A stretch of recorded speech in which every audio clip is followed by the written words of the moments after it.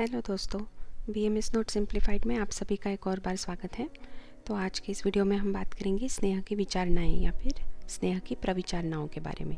तो स्नेहा की विचारणाएं जो हैं 24 तरह की हैं, आचार्य चरक ने जो बताई हुई हैं। तो इनके बारे में मैंने पहले के वीडियो में, स्नेहाध्याय के एक वीडियो में बोला था कि इनके बारे में हम थोड़ा विस्तार से एक सेपरेट वीडियो में देखेंगे। तो बस हम आज इन्हीं विचारणाओं के बारे में बात करेंगे। तो अगर आपको ये नोट्स पसंद आते हैं तो प्लीज़ हमारे चैनल को लाइक, शेयर और सब्सक्राइब करना मत भूलिए। और अगर आपको ऑडियो फॉर्मेट पसंद नहीं आता है तो प्लीज़ इस वीडियो के ऑडियो को आप म्यूट कर दीजिए, जिससे कि आप इन नोट्स को रिटर्न नोट्स की तरह भी इस्तेमाल कर पाएंगे। और अगर आप हमारे वेबसाइट पे जाते हैं तो वहाँ पर ये सारे ही नोट्स आपको डाउनलोडेबल और प्रिंटेबल फॉर्मेट में एकदम फ्री मिल जाएंगे। तो चलिए दोस्तों, देखते हैं स्नेहा की विचारणाएँ क्या हैं।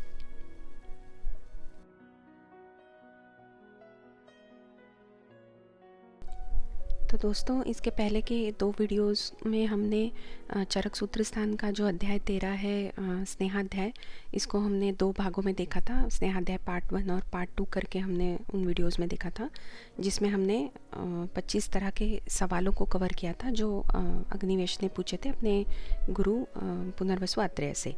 तो इन 25 सवालों के जो जवाब हैं, उन जवाबों के तौर पर ही चरक सूत्र स्थान का अध्याय 13 जो है स्नेहाध्याय, वो पूरी तरह से है। तो अब इस वीडियो में हम देखेंगे कि स्नेहा की जो प्रविचारणाएं हैं चरक ने बताई हुई हैं वो कौन सी हैं और कितनी हैं। तो चलिए देखते हैं क्या है स्नेहा की प्रविचारणाएं। तो दोस्तों देखिए, स्नेहा की विचारणाएं या प्रविचारणाएं कौन कौन सी हैं। चरकाचार्य जो है उन्होंने 24 तरह की प्रविचारणाएं बताई हैं। उन्होंने 64 भी बताई हैं बाद में, लेकिन वो कौन सी हैं वो हम बाद में देखेंगे। और आचार्य जो हमारे काश्यप हैं उन्होंने 20 तरह की प्रविचारणाएं बताई हैं। और वाग्भट जो है उन्होंने भी 64 ही बताई हैं। तो ये कई बार MCQ के लिए सवाल पूछ लिया जाता है कि किन आचार्य ने कितने तरह की प्रविचारणाएं बताई हुई हैं। तो इसके ऊपर आप थोड़ा ध्यान दीजिए। और अब यहाँ पर आप राइट हैंड साइड में देख सकते हैं एक लिस्ट लिखी हुई है मैंने।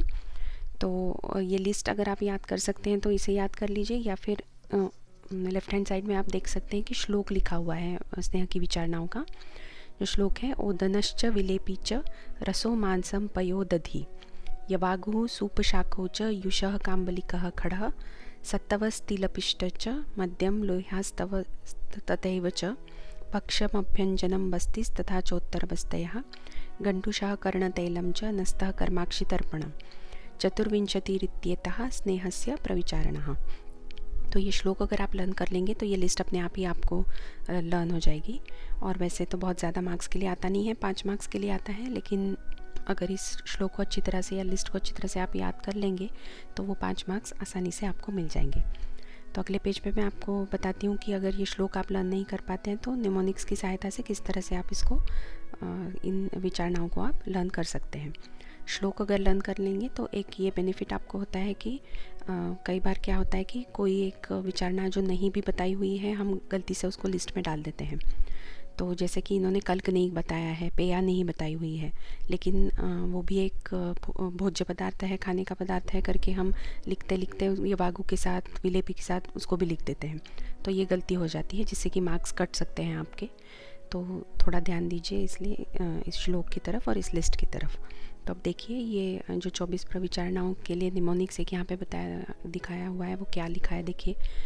ओवी या रमा की बस्ती के उत्तर में सत्तू मद्य पीकर कंबल लेकर खड़ा है।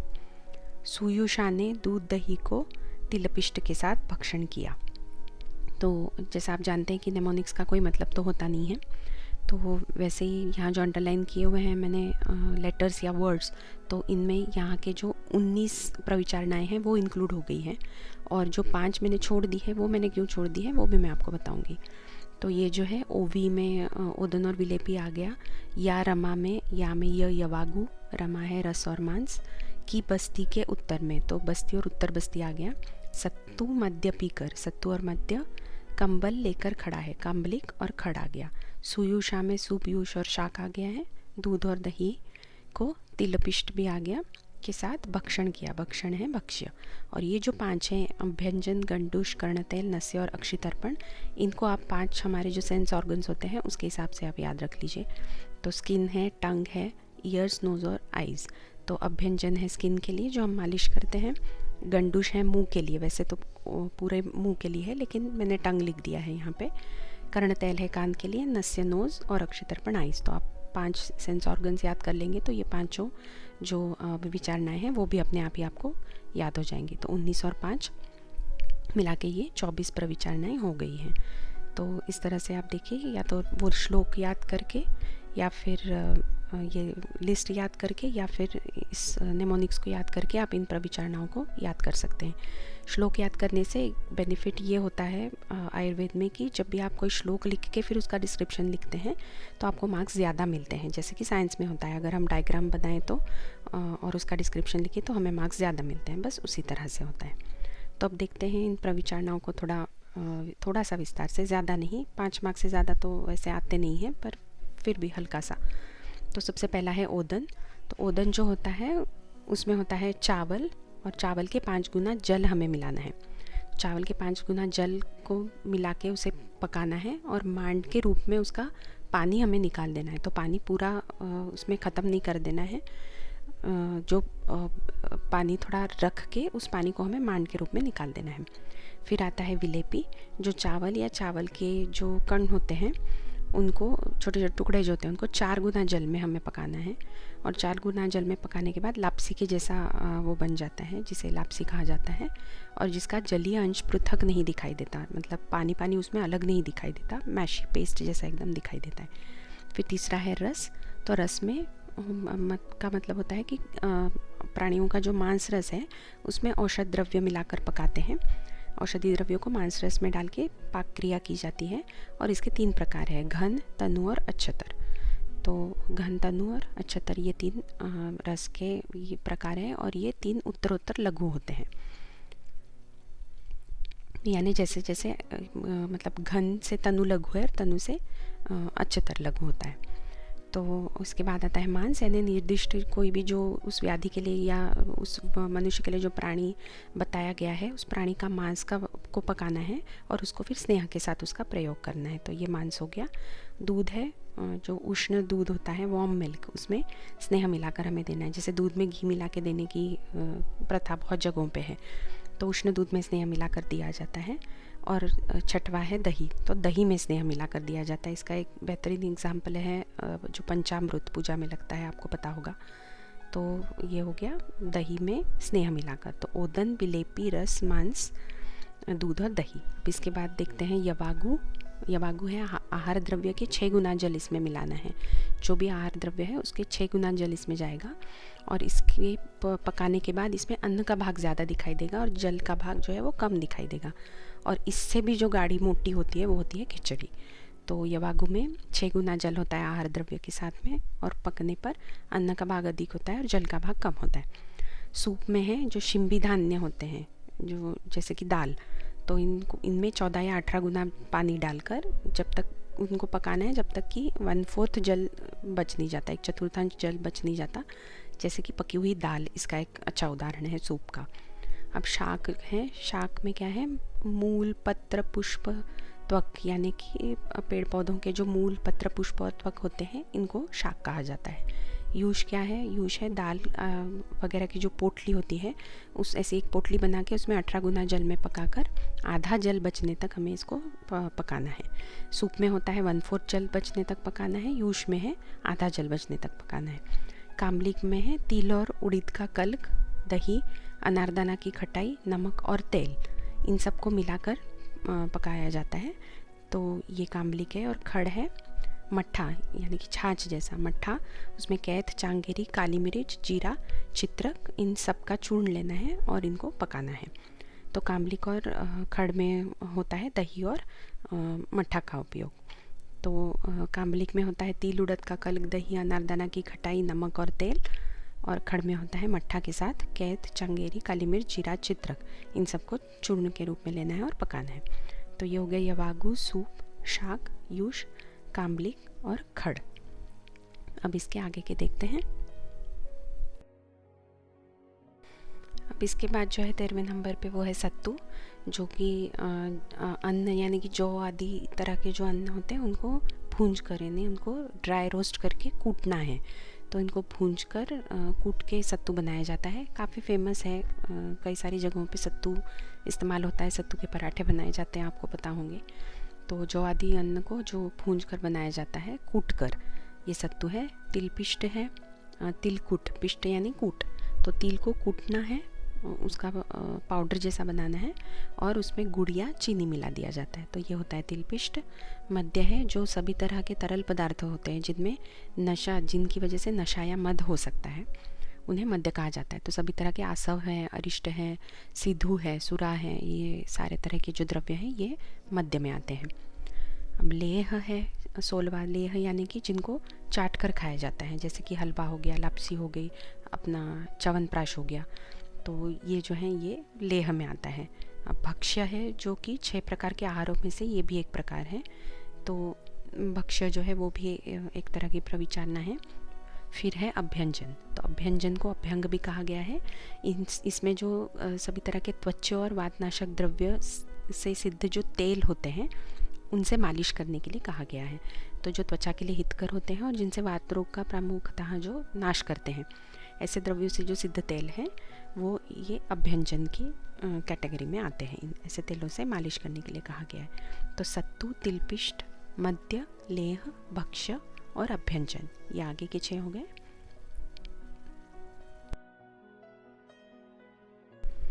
अब आखिरी के 6 प्रविचारणाएं जो हैं उनमें आता है बस्ती। बस्ती यानी कि स्नेहन के लिए जिस बस्ती का प्रयोग किया जाता है उसका नाम है अनुवासन बस्ती। तो बस्ती में अनुवासन बस्ती आता है, उत्तर बस्ती आता है।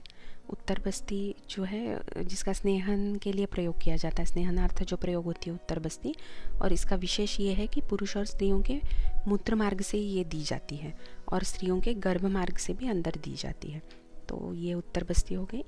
गंडूश है, जो द्रव्य भेद से 4 प्रकार का है, और इसमें जो पहला प्रकार है स्नेहिक गंडूश, वही यहाँ पे बताया गया है, जिससे कि हम स्नेह को मुख में रखकर इसको इधर उधर हिलाते हैं, जिसे आजकल मॉडर्न लैंग्वेज में आजकल जिसे ऑयल पुलिंग कहा जाता है। तो मुंह में आपको उस तेल को रखकर, आपको या स्नेह को रखकर इधर उधर हिलाना है, जिससे कि उसमें जो औषधि द्रव्य मिले हुए हैं उनका असर आपके ओरल कैविटी पे, आपके मुख के अंदर हो जाता है। तो गंडूश की साब ये हो गया प्रविचारना। 22 पे है कर्ण तेल। कर्ण तेल है जो कर्ण रोगहर द्रव्यों से जो तेल सिद्ध किया जाता है, तो वो कान में डालना है, जिससे कि कर्ण रोग जो है वो उनका नाश होगा। नस्यकर्म को नावन भी कहा जाता है। नस्यकर्म 2 प्रकार का होता है, रेचन और स्नेहन। तो जो नाक में दिया जाता है उसे नस्य कहा जाता है, जो कई तरह के शिरो रोगों में जिसका इस्तेमाल होता है। तो रेचन और स्नेहन ऐसे 2 प्रकार है इसके नस्य कर्म के। और आखिरी है अक्षि तर्पण। अक्षि तर्पण, अक्षि यानी आँखें, तर्पण आँखों को तृप्त करना, आँखों को तृप्त करने वाले द्रव्य जो है जैसे गाय का घी, ऐसे इन तरह की चीज़ों से अक्षि तर्पण किया जाता है, जिससे कि आँखें तृप्त होती है। तो ये हो गई स्नेह की 24 प्रविचारणाएँ जो आचार्य चरक ने बताई हैं। अब आगे देखते हैं क्या है। अब इसके बाद अच्छपेय क्या है वो देखते हैं। तो अच्छपेय जो है इसका मतलब होता है केवल स्नेहपान करना, यानी कि किसी भी तरह के द्रव्य के साथ मिला के मिक्स करके इसको नहीं दिया जाता है, सिर्फ स्नेह का पान किया जाता है। तो जो 24 प्रकार के स्नेहों से स्नेह जो है उनमें इनका वर्णन नहीं है इसका, और 24 प्रकार के स्नेहों से ये कम्प्लीटली अलग है, टोटली भिन्न है। विचारणाओं में इसकी गणना नहीं की गई है और बिना किसी भी द्रव्य को मिलाए हुए इसका स्वतंत्र सेवन, इंडिपेंडेंट इसका सेवन किया जाता है, और इसलिए इसको विचारणा नहीं कहा जाता है, ये अच्छपेय के नाम से जाना जाता है। तो इसके बारे में जो एक श्लोक दिया है उसमें एक शब्द आया है, तो उसे कहते हैं प्राथम कल्पिक कल्प, यानी कि स्नेह की जो मुख्य कल्पना है वो है अच्छपेय।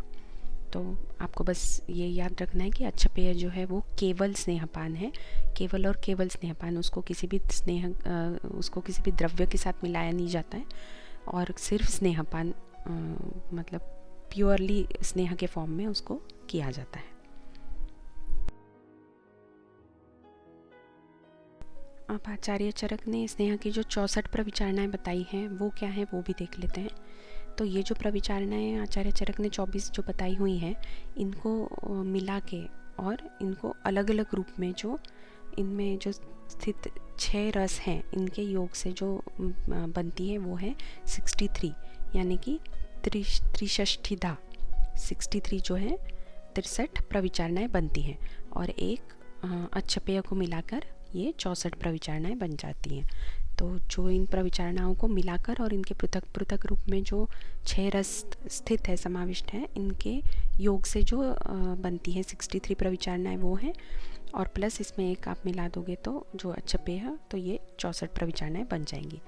तो ये जो प्रविचारणाएँ हैं इनका जो उपयोग करना है वो ओक सात्म्य, ऋतु सात्म्य, व्याधि सात्म्य और रोगी की प्रकृति देखकर इसका प्रयोग किया जाना चाहिए। तो दोस्तों ये हो गया आज के वीडियो के बारे में, स्नेह की प्रविचारणाओं के बारे में। काफ़ी विस्तार से वैसे बहुत ज़्यादा है नहीं, पर फिर भी डिस्क्रिप्टिव थोड़ा बहुत है। एग्ज़ाम में ज़्यादातर इतना भी डीप में पूछा जाता नहीं है, पर आपको अगर पता हो तो ये आगे चलकर चिकित्सा में आपके काफ़ी काम में आएगा। और MCQs कई बार इस पे पूछे जाते हैं कि किस में कितना गुना पानी मिलाना है, उसको कितना गुना कम करना है, तो कितना रहने तक पकाना है, क्या मिलाकर पकाना है, या ये मिलाकर पकाया जाता है या नहीं जाता है। तो इस तरह के कई सारे MCQs इस पे आ जाते हैं कई बार। तो अगर थोड़ा सा ध्यान से इसको आप पढ़ लेंगे तो ये 5 मार्क्स और प्लस MCQ के मार्क्स तो आपके कहीं नहीं जाएंगे। तो मैंने कोशिश की है कि किस तरह थोड़ा सिंपल करके मैं इनको आपको एक्सप्लेन कर सकूं। और निमोनिक्स भी मैंने एक दिया है जिससे कि आप इन 24 प्रविचारणाओं को आसानी से याद रख सकेंगे। और श्लोक अगर याद कर लेंगे, मैंने बताया, तो बहुत ही बढ़िया रहेगा, जिससे कि आपकी लिस्ट भी गलत नहीं होगी और मार्क्स भी आपको ज़्यादा मिलेंगे। जैसे कि मैंने बोला है साइंस में जैसा होता है, डायग्राम अगर आप बनाओ तो आपको साइंस में ज़्यादा मार्क्स मिलते हैं। तो बस उसी तरह है, अगर आप आयुर्वेद में श्लोक लिखो तो आपको मतलब ज़्यादा मार्क्स मिलने ही हैं। तो कोशिश कीजिए अगर याद कर पाएँ इसको। तो अगले वीडियो में मैं आपसे मिलूँगी स्वेदाध्याय, जो चरक सूत्र स्थान का अध्याय 14 है। तो ये भी काफ़ी इम्पॉर्टेंट चैप्टर है पंचकर्म के हिसाब से। तो स्नेहाध्याय के बाद स्वेदाध्याय देखना बनता है। तो काफ़ी बड़ा चैप्टर है, तो ये भी शायद एक वीडियो में कवर नहीं हो पाएगा, 2 या 3 वीडियोस करेंगे इसके भी। तो अगले वीडियो में मैं मिलूँगी आपसे स्वेदाध्याय के साथ। अगर आपको ये वीडियोस पसंद आते हैं तो प्लीज़ इस चैनल को लाइक, शेयर और सब्सक्राइब करना मत भूलिए। और अगर आपको ये ऑडियो फॉर्मेट पसंद नहीं है तो प्लीज़ इस वीडियो के ऑडियो को म्यूट कर दीजिए और इन वीडियोस को आप रिटर्न नोट्स की तरह इस्तेमाल कर लीजिए। तो मैं जल्दी ही मिलूँगी आपसे नए वीडियो के साथ, स्वेदाध्याय के साथ। तब तक के लिए bye bye and take care.